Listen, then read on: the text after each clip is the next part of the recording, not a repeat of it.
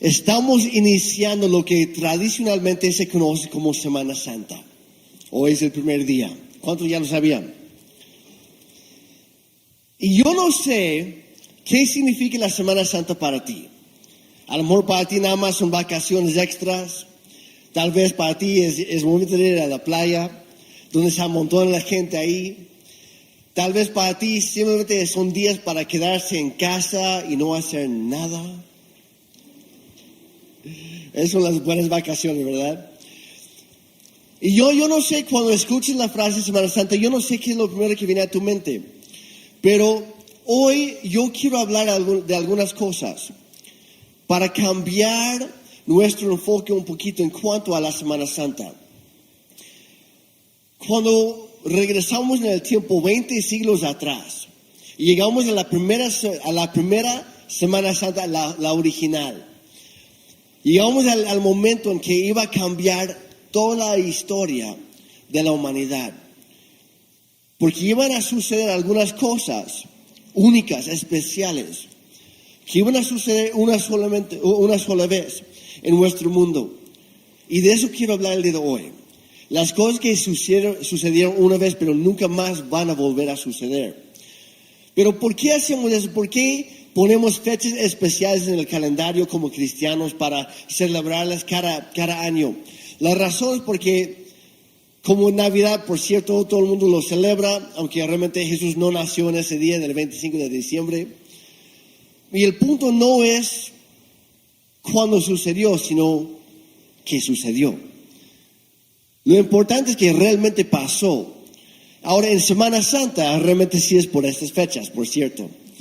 Y si se han preguntado por qué rayos Semana Santa, por qué las fechas cambian cada año, es porque Navidad siempre se celebra en un día específico porque se basa en el calendario gregoriano o romano. Pero la Semana Santa se basa en el calendario hebreo, que por cierto es un calendario lunar. Entonces cambia con la luna cada año. Y toca Semana Santa. Por cierto, por si quieren saber el dato, Semana Santa siempre cae en la primera luna llena después de marzo 21, que es cuando termina el invierno, tradicionalmente. Y Semana Santa sigue la luna, porque así lo celebran los judíos. Un dato interesante para algunos, que siempre se preguntaban por qué cambia. ¿Por qué no podemos fijarlo el mismo domingo cada año? Es por esta razón, porque queremos celebrarlo igual como lo hace todo el mundo, como los judíos, Pascua. Ahora, igual como en Navidad, que es algo muy especial, que todo el mundo lo celebra, y hoy en día, por desgracia, mucha gente celebra Navidad y no tiene ni idea qué están celebrando y piensa que se trata de las compras, de las cenas, de las festividades de familia o lo que sea. Pero en realidad se celebra el nacimiento de Jesucristo. Pero les quiero decir, hay dos fechas que son sumamente importantes para la fe cristiana, y ninguna de las dos es Navidad. Navidad es la tercera fecha más importante, porque Jesús sí vino a nacer como un ser humano, pero eso no fue lo más importante. Lo más importante es que Él vino no para nacer, sino para morir. Y su meta en toda la vida de Jesucristo fue llegar a la cruz. Y vamos a platicar un poquito sobre eso hoy, la próxima semana, que estamos celebrando Pascua, la Semana Santa. Pero como mencioné, en Semana Santa sucedieron algunas cosas muy específicas, cosas que nunca más iban a volver a suceder. En ningún otro momento, ningún otro tiempo, ninguna otra circunstancia iban a volver a suceder las cosas que sucedieron en la Semana Santa original. Y te las quiero compartir hoy, porque cuando tú te das cuenta de lo que sucedió y por qué sucedió, va a cambiar algo aquí arriba, tu perspectiva en la vida. Algunas personas tienen la idea, cometemos el error de pensar que todas las cosas se repiten. Y sí es cierto que muchas cosas en este mundo se repiten vez tras vez, pero hay algunas cosas claves en la fe cristiana que nunca se repiten.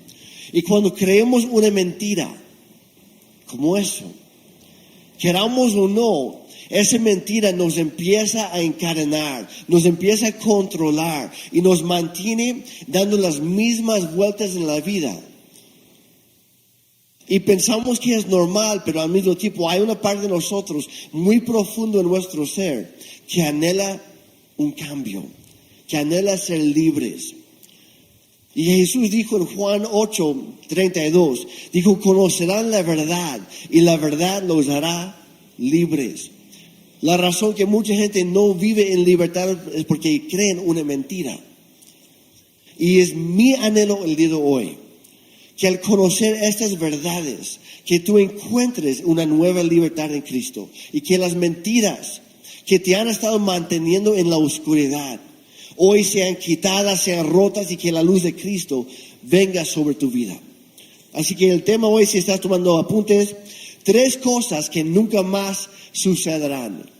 Y vemos en Mateo 21, no lo vamos a leer ahorita, pero la razón que hoy se llama Domingo de Ramos es porque en un domingo como hoy, hace 20 siglos, hace aproximadamente 1994 años más o menos, sucedió en un domingo como hoy que Jesucristo pidió que sus discípulos fueran a la ciudad de Jerusalén, que encontraran una burra con su cría, que se los trajeran, y él se montó no sobre la burra, no sobre la mamá, sino sobre, voy a decirlo así, el burro niño.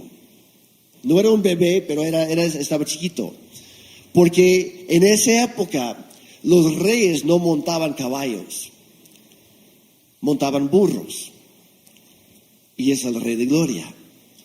Y se montó sobre ese específicamente, ese cría, porque nadie jamás se había sentado en ese burrito. Y Dios todo lo hace nuevo. Y Él dio un nuevo inicio a muchas cosas. Y Él se montó ahí y empezó a caminar con la burra y su cría. Y sus discípulos empezaron a caminar hacia Jerusalén. Y todo el mundo empezó a ver que venían. Y empezaron a gritar como acabamos de cantar, Hosana, alabado sea el que viene en nombre del Señor. Y Hosana literalmente significa salva. Y esa gente empezó a aplaudir y quitaron sus mantos y los tiraban en el camino para que el Rey de Gloria pasara encima. Y otros cortaron ramas de las palmeras, por eso se llama Domingo de Ramos. Y empezaron a ondearlos y otros los pusieron en el camino para hacer una entrada gloriosa, triunfal de Jesucristo, el Mesías esperado, y entrando a Jerusalén, la capital de la nación. No solamente la capital política, sino también la capital en cuanto a toda la cultura. Ahí estaba el templo, todo lo espiritual, ahí tenía su centro. Por eso Jesús tenía que llegar ahí. Ahora, el detalle en todo esto, como mencioné, Hosana significa literalmente sálvanos ahora. Y por desgracia, ellos veían en Jesucristo un rey terrenal y no un rey celestial. Y es por ese hecho que unos días más tarde, en la misma ciudad, la misma gente que habían gritado Hosana, alaben al rey que viene en nombre del Señor. Unos días más tarde gritaron, crucifíquenlo, mátenlo, acaban con él, no nos sirve. Porque esperaban un tipo de rey que Jesús no era.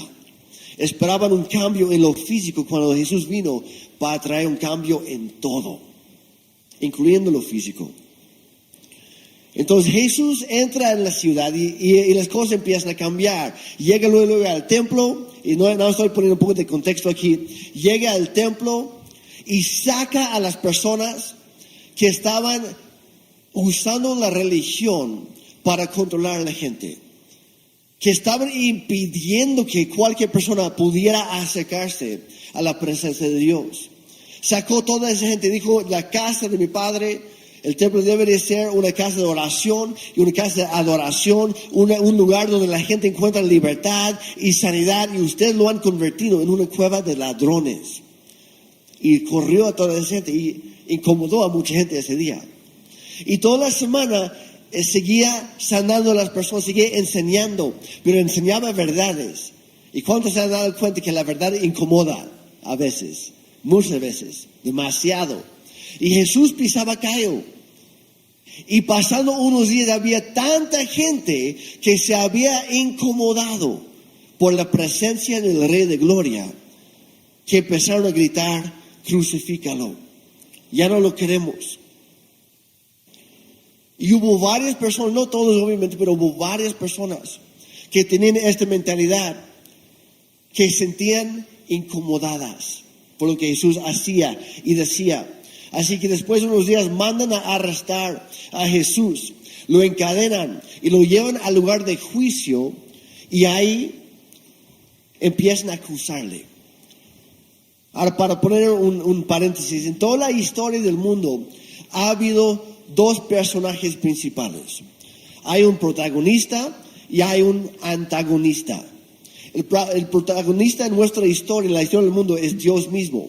Es un Dios bueno, un Dios de amor, un Dios que hace todo lo imposible, lo posible y también lo imposible, para que nosotros podamos ser rescatados de nuestro perdón, de nuestra perdición, que lo conozcamos como realmente es. Y Él busca llevar a las personas hacia la bendición y la vida eterna. Pero al mismo tiempo que hay un protagonista, siempre hay un antagonista. Y la Biblia le da el nombre del diablo. Y es un ser real.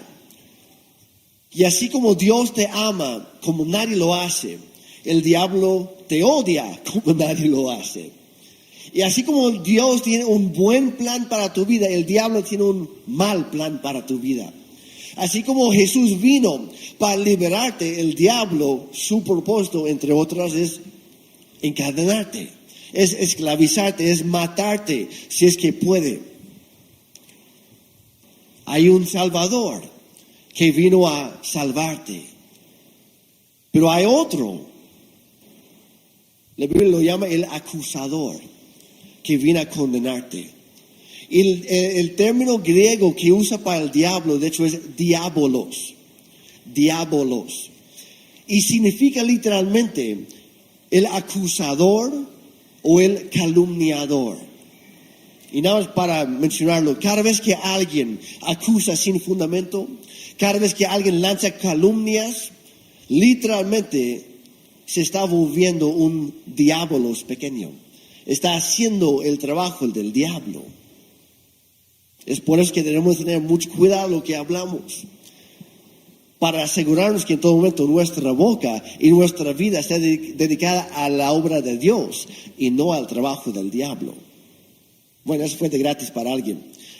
Entonces el diablo es el que acusa, el que saca cosas de tu pasado para condenarte, para alejarte de la gracia de Dios. Pero al mismo tiempo está su contraparte, por decirlo así, está el abogado defensor, que es el Espíritu Santo. Y la palabra griega que se ocupa para el Espíritu Santo es parakletos. Parakletos, y significa abogado, intercesor, consolador. El amigo fiel, el que siempre está con nosotros. Él es quien nos defiende. Entonces, así como hay alguien que nos acusa constantemente, que es el diablo, alguien que nos defiende constantemente, que es el Espíritu Santo. Por un lado está el que saca tus trapos sucios, y por otro lado está el que recoge esos trapos sucios, los limpia y no te expone, te perdona. Esas son las buenas noticias. De eso se trata la Semana Santa.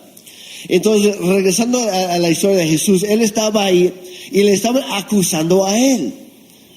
Le estaban condenando a Él. Y estaban hablando mentiras acerca de Él. Y el que se supone que debía defenderlo, el Espíritu Santo, el que cuando él se bautizó en el río Jordán, el que descendió en forma de paloma, el Espíritu Santo, para demostrar públicamente la presencia y la bendición, la mano de Dios sobre la vida de Jesús, en el momento que lo estaban condenando, ¿en dónde estaba? Es la primera vez, la primera cosa que sucedió en ese momento, que nunca va a volver a suceder. Que el abogado del cielo no defendió a un ser humano. El que defiende no defendió. No hizo su trabajo, al parecer. Pero es por una razón. Es la única vez en toda la historia en la que aquel que acusa, acusó, y aquel que defiende no defendió. Y te lo voy a leer aquí en la Biblia para que no pienses que lo estoy inventando. Pero lo encontramos en Mateo capítulo 26 y también en Lucas 22. Y encontramos ahí que Jesús primero es llevado ante los sacerdotes, ante el Concilio Supremo, el Sanedrín. Y ahí lo estaban condenando, y dice la Biblia que él guardó silencio. Y mientras estaban mintiendo sobre él, no dijo nada. Y luego al día siguiente lo llevan ante el gobernador romano, Poncio Pilato. Y ahí lo encontramos en el siguiente capítulo. Vamos a Mateo 27. En el versículo 11 dice: Jesús se encontraba frente a Pilato, el gobernador romano. ¿Eres tú el rey de los judíos?, le preguntó el gobernador. Tú lo has dicho, contestó Jesús. No dijo sí o no. Digo, tú lo dices. Dice, entonces cuando los principales sacerdotes y los ancianos presentaron sus acusaciones contra él, haciendo el trabajo del diablo por él, dice Jesús, ¿qué? Guardó silencio. Pudo haber hablado, pero no lo hizo. Y esto como que le confundió a Pilato, le molestó un poco. Dice, ¿no oyes todas las acusaciones que presenten en tu contra? Para sorpresa del gobernador, en el 14, Jesús no respondió a ninguno de esos cargos. El inocente, el único inocente, y no se defendió. Pero en todo esto había una razón por detrás del silencio del cielo. Y lo encontramos en Isaías capítulo 53. Y aquí el profeta habla de lo que iba a suceder 700 años más tarde. Dijo, todos nosotros nos hemos extraviado como ovejas. Hemos dejado los caminos de Dios para seguir los nuestros. Sin embargo, el Señor puso sobre él, sobre Jesús, los pecados de todos nosotros. Fue oprimido y tratado con crueldad. Sin embargo, no dijo ni una sola palabra. Jesús sabía, conocía estas escrituras, y por eso él guardó silencio. Dijo, no puedo hablar. Porque Dios, a través del Espíritu Santo, ya había revelado esto al profeta Isaías. Parte de mi trabajo es no decir nada y cargar con la culpa, con los pecados, con las faltas de toda la humanidad en mi cuerpo, para convertirme en el sacrificio perfecto para todos. Pero si abro mi boca, ya no cuenta. Tengo que hacerlo en silencio. Y es por eso que en el versículo 8, ahí no lo vamos a leer, pero dice que él fue golpeado por nuestros pecados. Dice que lo mataron por nuestras rebeliones, y que lo hizo todo en silencio. Jesús pagó el precio de tu pecado y también del mío en la cruz. Lo hizo en silencio. Y mientras tanto el enemigo tuvo chance de hacer todas sus barbaridades, de decir todas sus mentiras, de hacer todas sus acusaciones. Y el que solía defender no defendió a Jesús ese día. Jesús mismo no se defendió a sí mismo. Le empezaron a insultar, lo golpearon, lo torturaron, le escupieron en la cara, lo ridiculizaron, hicieron cada cosa contra nuestro Señor. Las cosas que tú y yo merecíamos. Y él guardó silencio. No dijo ni una sola palabra. El que defendía no dijo nada. Pero quiero aclarar que sucedió una sola vez, para nunca más volver a repetirse. El detalle es que muchas veces tú y yo pensamos que esa es nuestra realidad constante. Pensamos, cada vez que yo peco, cada vez que me acusan a mí, ahí estoy yo igual que Jesús, ahí está el Espíritu Santo igual que con Él y no dice nada, nadie me defiende, nadie saca la cara por mí, nadie habla por mí. Y aunque no lo quieran admitir en ese momento, muchas veces lo creemos, muchas veces lo pensamos, muchas veces actuamos o vivimos de esta manera. Pensamos, pues ahí está el acusador como siempre y Dios no me está defendiendo. Pero quiero aclarar ese hecho. Sucedió una sola vez, para nunca jamás volver a suceder. Viene el acusador y te dice en tu mente, yo sí te conozco, aunque los demás a lo mejor los puedes engañar, pero yo sé lo que hiciste, yo sé quién eres, y te empieza a recordar de tu pasado, ¿sí o no? Te empieza a recordar lo poco que mereces la gracia de Dios. Y sabe que hasta cierto punto tiene razón, porque ninguno de nosotros merecemos la gracia. Pero lo que nunca te recuerda Satanás es lo que Jesús ya hizo por ti. Que la razón que el cielo guardó silencio era para poder pagar el precio de tu pecado y del mío. Y a partir de la cruz, en cada instante, cuando llega el diablo, el diabolos, el acusador, el calumniador, cada vez que el diablo abre su sucia boca, Jesús se para en frente, el Espíritu Santo desciende sobre tu vida y dice, no, sobre mi hijo, de mi hija no vas a estar hablando. Yo ya pagué el precio por él, por ella en la cruz del Calvario.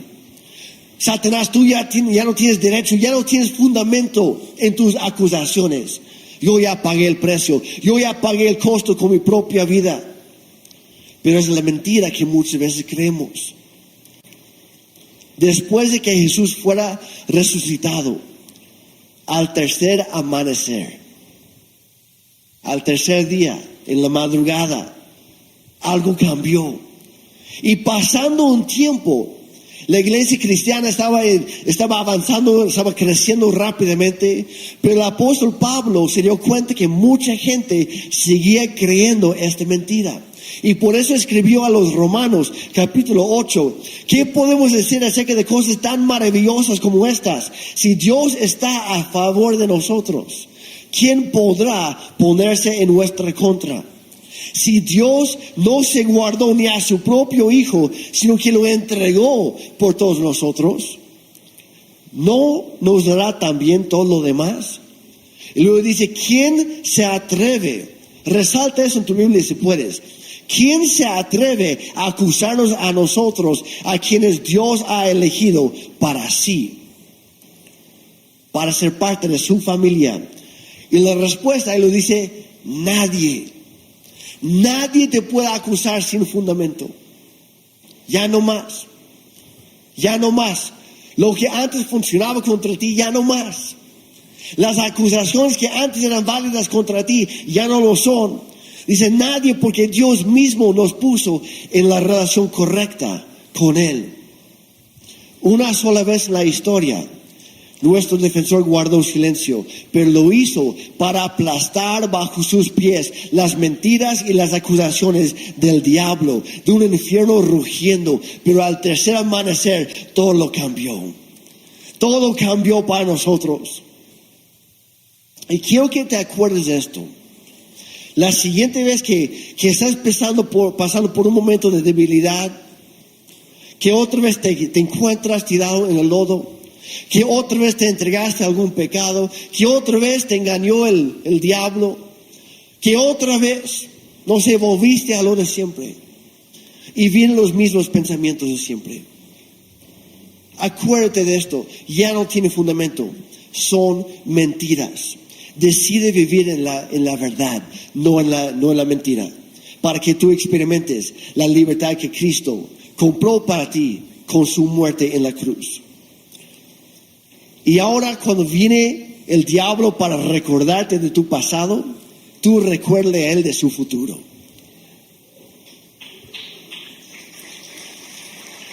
Y recuérdale quién eres tú. Con toda la autoridad que Jesús te ha dado, puedes declarar, sí, lo que yo hice antes es cierto. Tienes razón, pero ya no soy el mismo, porque fui comprado con la sangre de mi Salvador, de mi Redentor. Y ahora vivo bajo la gracia de Él. Porque mi Señor murió en mi lugar. Así que yo viviré por Él. Y ya no importa lo que hice el día de ayer, no importa lo que hice esta mañana incluso. Al momento de que tú pides perdón, quedas perdonado. Y vuelve a venir la gracia de Dios sobre tu vida. Porque Él te defiende, Él te justifica, Él está contigo y habla por ti. Siempre. Ya no guarda silencio. Y es bueno pensar en estas cosas de vez en cuando. Porque a lo mejor hay muchas cosas que has dejado de hacer por creer esta mentira. Tal vez hay cosas que nunca te has atrevido a iniciar por creer esta mentira. Muchas veces llegas incluso a la iglesia y piensas, híjole, si yo levanto las manos, porque hay un versículo que dice que cada persona levante manos santas y las mías no son santas. Y si yo levanto mis manos y si yo empiezo a adorar a Dios, se va a caer el mismo techo de la iglesia sobre mí, me va a aplastar. Porque yo merezco el juicio de Dios, no su gracia. Y creemos esas mentiras. Y no te permite avanzar en tu relación con Dios. Pero Jesús vino para cambiarlo todo. Las mentiras son capaces de frenar una vida completa y mantenerte encadenado. Pero Jesús vino para darte libertad y una vida en abundancia. Así que acuérdate de esta verdad. Gracias al sacrificio perfecto de Jesús en la cruz, ahora Dios nunca se cansa de perdonarte y de salvarte. La segunda cosa que sucedió una sola vez, que nunca se podrá volver a repetir, lo encontramos también en este lapso de la crucifixión. Y la Biblia nos dice que Jesús es la luz del mundo, ¿verdad? Jesús es la luz del mundo y la luz brilla en las tinieblas, y también dice la Biblia que las tinieblas no podrán apagar esa luz. Pero ¿qué creen? Hubo un día en que las tinieblas sí lograron apagar la luz del mundo. Esa fue la segunda cosa que sucedió. La luz del cielo se apagó.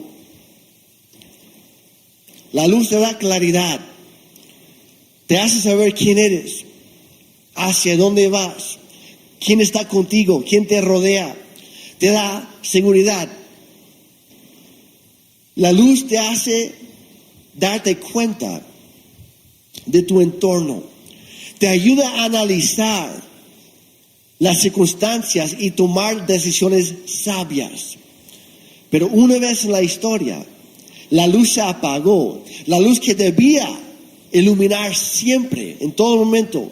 De repente las tinieblas extendieron su mano y apagaron la luz. La ocultaron por un instante.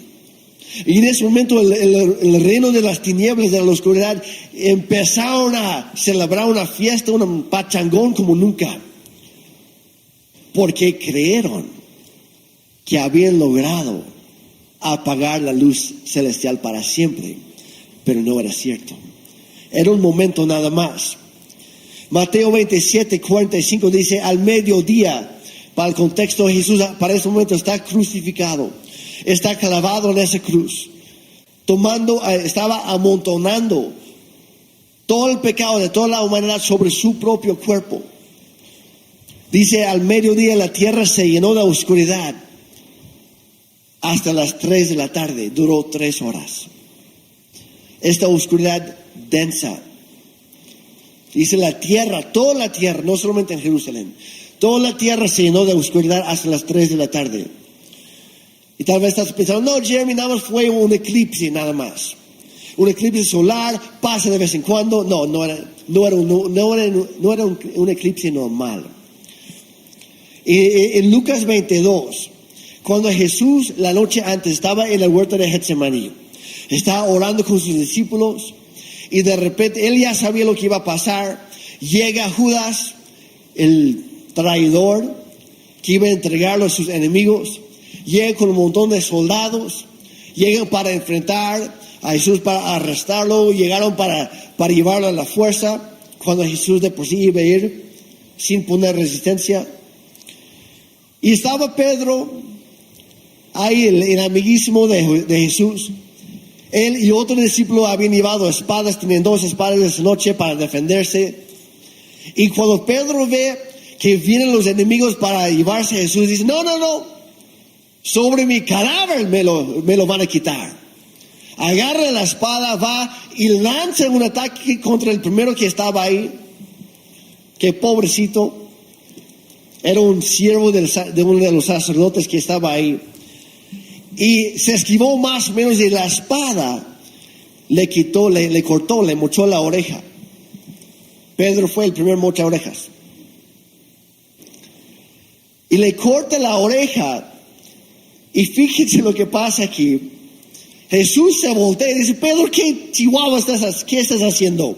Eso no es parte del plan. Ya, baje eso. Dice en el versículo 51, dice: Jesús dijo: basta. Tocó la oreja del hombre y lo sanó. Literalmente se agacha Jesús, agarra la oreja del suelo, le sopló un par de veces, a lo mejor lo limpió con su túnica. Y si lo pego así se va a infectar, no quiero eso, lo voy a limpiar primero. Y no tenía cola loca en ese momento. No existían los cirujanos para conectar los nervios. Pero Jesús es el gran sanador, el gran médico. Si que él lo agarra y lo pega a la cabeza de este joven. Y Pedro dice: ¿qué estás haciendo? Es nuestro enemigo. Jesús dijo: no, yo vine para morir, para convertir a todos nuestros enemigos en amigos. En todos los que estaban lejos de Dios, para que puedan ser parte de la familia de Dios. Así que le sana la oreja, dice. Entonces Jesús habló a los principales sacerdotes, a los capitanes de la guardia del templo y a los ancianos que estaban ahí, que habían venido a buscarlo. Dice: ¿acaso soy un peligroso y revolucionario, para que vengan con espadas y palos para arrestarme? Dice: ¿por qué no me arrestaron en el templo hace unos días? Ahí estaba. ¿Por qué no me agarraron ahí? Dice: estuve ahí todos los días, toda la semana. Pero este es el momento de ustedes, que están haciendo el trabajo del diablo. Dice: el tiempo en que reina el poder de la oscuridad. Es el único momento en la historia de la humanidad, en todo este mundo, que reinó el poder de las tinieblas. Cuando la oscuridad fue tan densa que cegó el destino del ser humano, o por lo menos eso parecía. Donde la gente estaba tan confundida, donde los mejores amigos traicionaron al mejor amigo de todos, Judas contra Jesús. Cuando los buenos amigos negaban al buen amigo, Pedro con Jesús. Cuando los demás buenos amigos, los demás discípulos, ¿qué hicieron? Dijeron: me voy, no va a ser que también a mí me agarren. Lo abandonaron por la confusión de las tinieblas en ese momento, de la oscuridad en su vida. Por un instante se olvidaron quiénes eran, hacia dónde iban y quién estaba con ellos. Y es lo que hace la oscuridad, trae confusión. Pero la Biblia nos enseña que después de la Semana Santa, cuando Jesucristo había resucitado y había ya ascendido al cielo, que descendió el Espíritu Santo y fue derramado sobre todo, en una versión de la Biblia, en el libro de Hechos dice que fue derramado sobre todo el género humano, hombres y mujeres, grandes y pequeños, jóvenes y señoritas. Y más adelante arrestan también al apóstol Juan. y tratan de matarlo y no pudieron. Así que en su enojo lo exilian en una isla que se llama Patmos. Y estando ahí solo, sin nadie, el diablo trataba de llegar otra vez con esta mentira: estás solo, nadie se acuerda de ti. De repente le llevaban cartas o le avisaban cómo iba la cosa con el resto de la iglesia. Y estando ahí a solas en la isla de Patmos, de repente recibe una visita de Jesucristo mismo. Y aparece en una visión, una revelación, que hoy lo conocemos como el libro de Apocalipsis, el último libro de la Biblia. Y dice aquí en el primer capítulo, Juan hablando, dice: cuando me di vuelta, en el versículo 12, me di vuelta para ver quién me hablaba, vi 7 candelabros de oro, y de pie en medio de los candelabros había alguien semejante al Hijo del Hombre, Jesús. Vestía una túnica larga con una banda de oro que cruzaba el pecho. La cabeza y el cabello eran blancos como la lana, tan blancos como la nieve. Y los ojos eran como llamas de fuego. Era Jesús, pero algo había cambiado. Su aspecto era un poco diferente. Dice: los pies eran como bronce pulido, refinado en un horno, que por cierto brilla mucho. Ese era el punto de Juan. Todo su ser brillaba. Dice: y su voz tronaba como potentes olas del mar. Ahora, Juan conocía muy bien el sonido del mar. Era un pescador. Y aparte estaba exiliado en esta isla. Y literalmente él escuchaba y veía de cerca el poder y la furia del mar todos los días. Dice que su voz era como el trueno de las potentes olas del mar. Dice: tenía 7 estrellas en la mano derecha y una espada aguda doble filo salía de su boca. Y la cara, ojo aquí, la cara de Jesús era semejante al sol cuando brilla en todo su esplendor. Ahora, mientras esto estaba pasando, Juan sabía que en lo que él estaba a solas en esa isla, el resto de la iglesia estaba siendo perseguida por el imperio romano y también por los judíos religiosos que no querían reconocer que Jesús era su Mesías o su Salvador esperado. Toda la iglesia estaba siendo perseguida y estaban pasando por tiempos de confusión, tiempos de oscuridad, tiempos de no saber hacia dónde podían ir para escapar con su vida. No sabía qué iba a traer el día de mañana. Y muchos estaban empezando a llenarse de miedo. Y es por esa razón que llegó Jesucristo a visitar a Juan en la isla de Patmos. Y le recordó quién era él, para que tú y yo podamos recordarnos quiénes somos nosotros. Dice que su cara era semejante al sol cuando brilla en todo su esplendor. Y cuando tú miras la cara de tu Salvador, su luz invade toda tu realidad. Tu perspectiva cambia porque ahora puedes ver más claramente. La luz te da claridad. Te recuerda de quién eres, hacia dónde vas, quién va contigo. Y Jesús siempre está contigo. Yo sé que ha habido muchos momentos en la vida en que has sentido que la oscuridad te está ahogando, que te ha atrapado con su mano larga, su mano sucia, y no te permite avanzar, como hablamos este mes pasado. Y yo sé que han llegado las dudas y tal vez has pensado: pues la verdad no sé quién soy.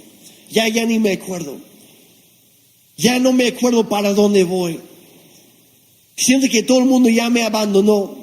Me siento solo, olvidado. Me siento rechazado. Siento que mejor me rindo. No vale la pena seguir viviendo. No vale la pena seguir luchando. Ya no puedo más. Pero todo eso es una mentira. Es una mentira del mismo infierno. Puedes saber quién eres en Jesucristo. Puedes saber hacia dónde vas en Cristo Jesús. Puedes saber que Jesús siempre está contigo. No importa lo que hagas, no importa dónde vayas, Él siempre está contigo, porque su luz jamás volverá a ser apagada. La oscuridad jamás volverá a tener el mismo poder que infundió miedo ese día en la crucifixión. Ya no más. Cada vez que tú te acuerdes de esta verdad, puedes decir con toda la autoridad que Dios te da: la luz de mi Salvador, el rostro de mi Cristo, brilla con toda su fuerza sobre mi vida. Brilla sobre mi familia, brilla sobre mi matrimonio, brilla sobre mi hogar, brilla sobre mi negocio, brilla sobre mi círculo de amigos, brilla sobre cada área de mi vida. Porque no hay oscuridad ahora que pueda lograr tapar su cara, que brilla en todo su esplendor.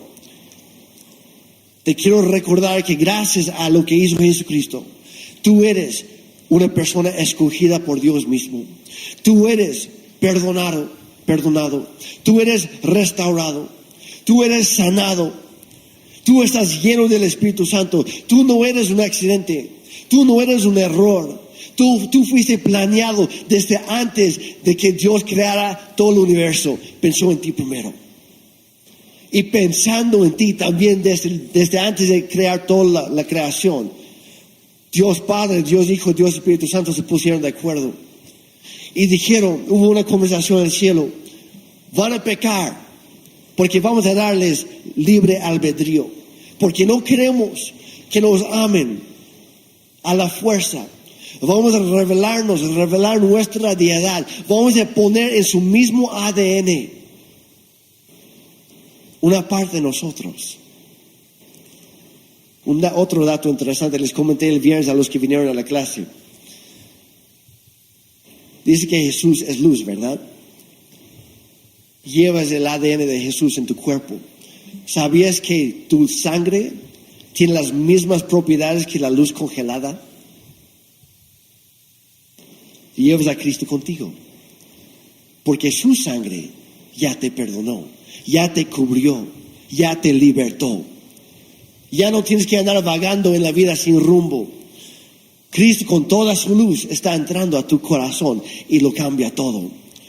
Una sola vez las tinieblas lograron apagar la luz, pero después de esa vez nunca más va a volver a suceder. Nunca más tienes que andar en la oscuridad, porque la luz de Jesús brilla sobre toda tu vida.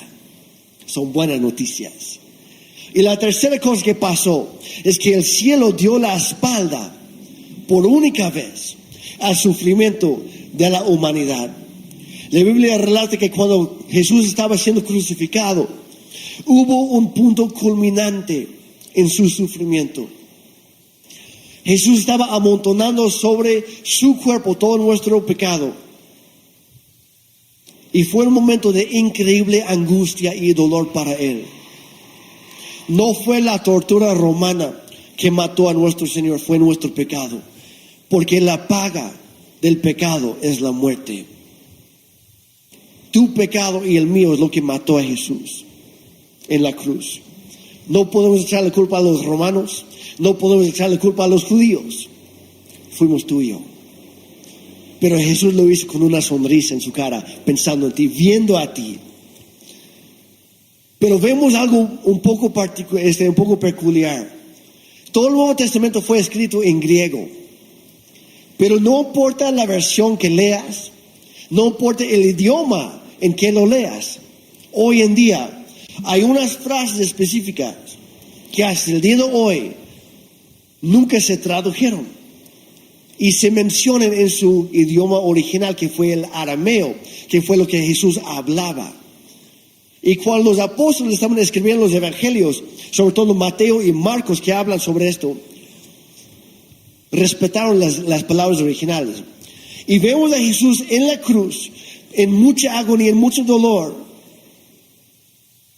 Y lo vemos sufriendo. Dice Mateo 27:46. Dice, a eso de las 3 de la tarde, justo después de la oscuridad. Hubo 3 horas de oscuridad y 3 horas de silencio. Y de repente dice que Jesús clamó en voz fuerte, porque sentía que estaba llegando el punto máximo de su sufrimiento, pagando el precio por nuestro pecado. Y grita, Elí, Elí, lema sabactani, que significa, Dios mío, ¿por qué me has abandonado? ¿Cuántos de nosotros hemos sentido abandonados por Dios en algún momento? Vamos a ser honestos. Es una mentira. Dios nunca te ha abandonado. Nunca, jamás te ha dado la espalda. Hubo un momento en que sí, el cielo contuvo su ayuda y su poder y decidió no hacer nada frente a la desesperación de los seres humanos, de uno específicamente, porque estaba trabajando a favor de todos los demás.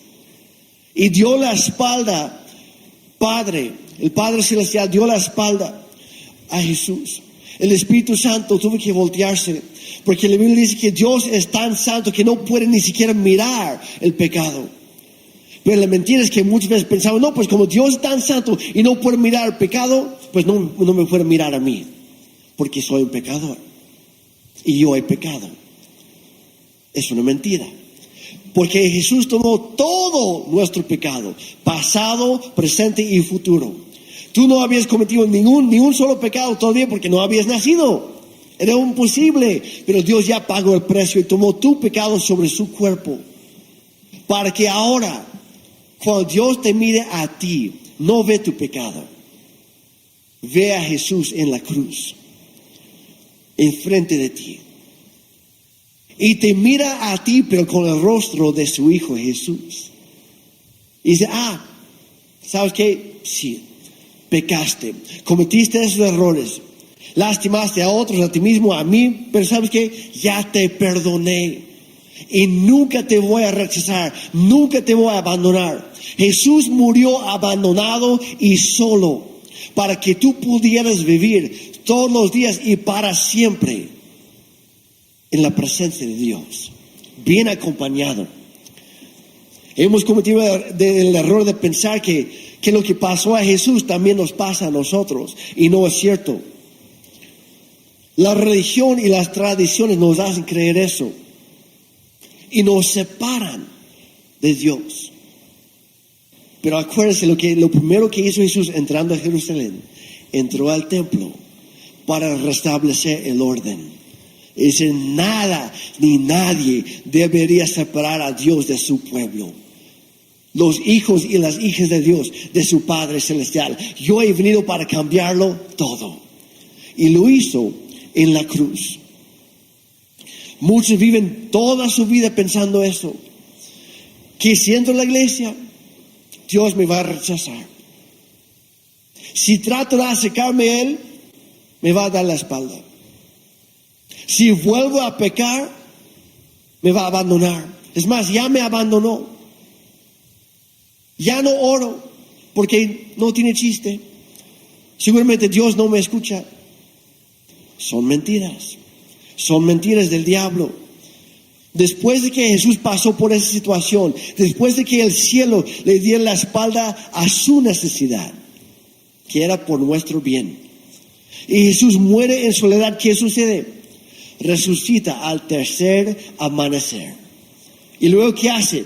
Reúne a sus amigos, los discípulos, que estaban con miedo en la oscuridad, encerrados en un cuarto con la puerta bien trabada, sin ventanas. Tenían miedo.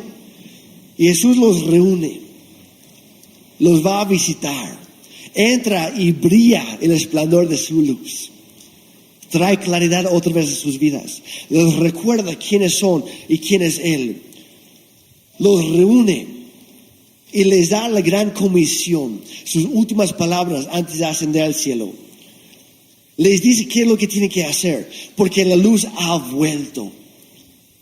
Y por ello saben quiénes son, saben en dónde están parados y saben hacia dónde van. Y Jesús les dice que nunca más estarán solos otra vez. Lo encontramos en Mateo 28, 19, 20, dice: así que vayan y hagan seguidores en todas las naciones, bautícenlos en el nombre del Padre, del Hijo y del Espíritu Santo. Por eso la próxima semana vamos a tener bautizos. Y si tú quieres tener ese compromiso mayor con Cristo, reconocer lo que Él ha hecho por ti y decidir vivir para ti el resto de tu vida, Y para siempre, yo te animo, toma ese paso, bautízate.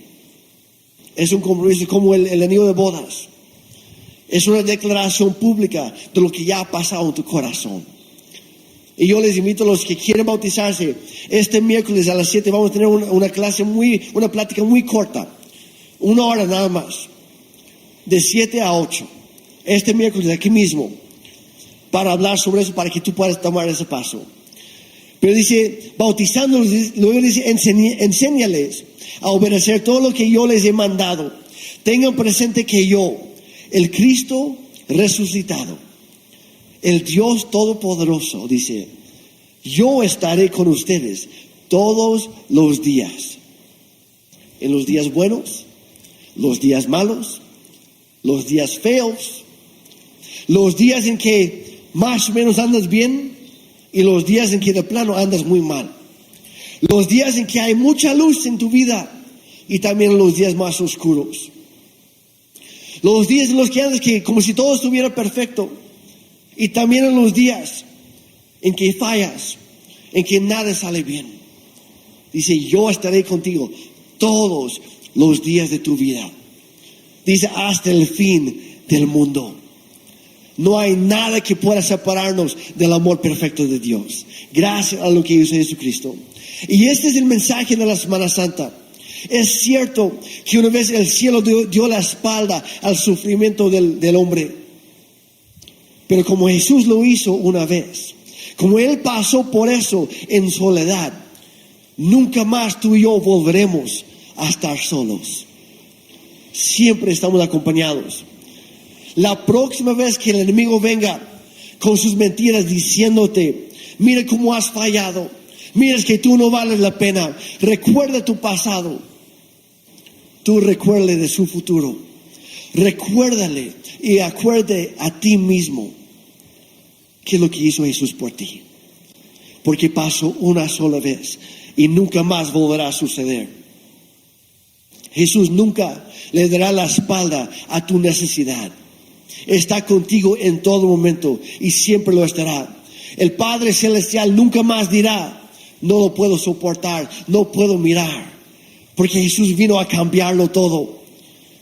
Y cuando te vea en tu momento más débil, el cielo siempre va a extender su mano, va a extender su gracia sobre tu vida. Y te va a acercar nuevamente al corazón del Padre, a sus brazos del amor que te rodean por completo. Y te va a susurrar suavemente, yo ya pagué por este momento. Yo ya pagué el precio de este pecado. Pero como yo lo sufrí, tú no lo tienes que sufrir más. Como yo pasé por eso, tú ya no tienes que pasar por eso. Hoy eres restaurado. Como yo cargué con esas cargas, hoy tú eres justificado. Como yo ya pasé por esa soledad, hoy yo estoy contigo y te acompaño en medio de tu proceso. Y es lo que celebramos en la Semana Santa. Que Jesús vino a cambiarlo todo. Que cuando venga a acusarnos, el gran acusador, el diablo, siempre habrá para nosotros el gran abogado defensor, el consolador, el que intercede por nosotros. Cuando venga la oscuridad, siempre habrá una luz que brilla sobre toda nuestra vida. Cuando venga la soledad, siempre habrá aquel que está a nuestro lado y no va a permitir que nada ni nadie te separe del amor perfecto de Dios. Gracias a lo que hizo Jesucristo en ese día de silencio, de oscuridad, de soledad, de injusticia. Gracias al sacrificio perfecto de Jesucristo en la cruz. Ahora Dios nunca deja de defenderte, nunca deja de luchar por ti, nunca deja de perdonarte y de salvarte.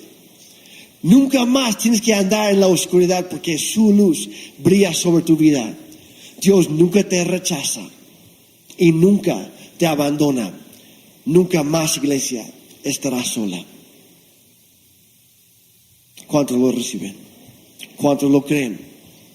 Pónganse de pie, por favor, si es que pueden.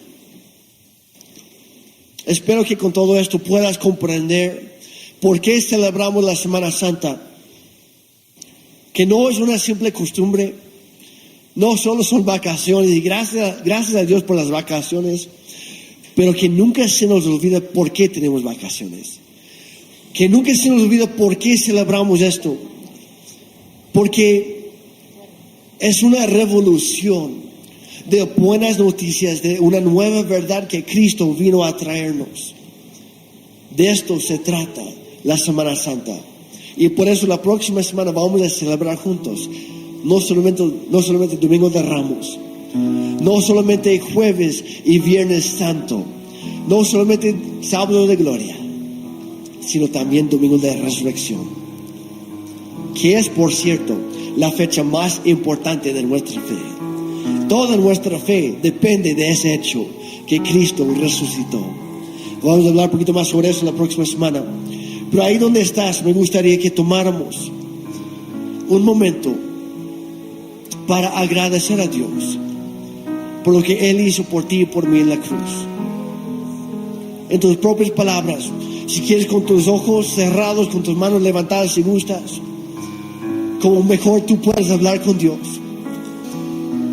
Y toma un momento para agradecerle, de reconocer que Jesús pasó por un proceso muy doloroso, de mucha agonía, para que tú fueras libre, para que tú fueras salvo, para que tú fueras sano, para que tú pudieras tener la vida eterna y estar con Dios para siempre.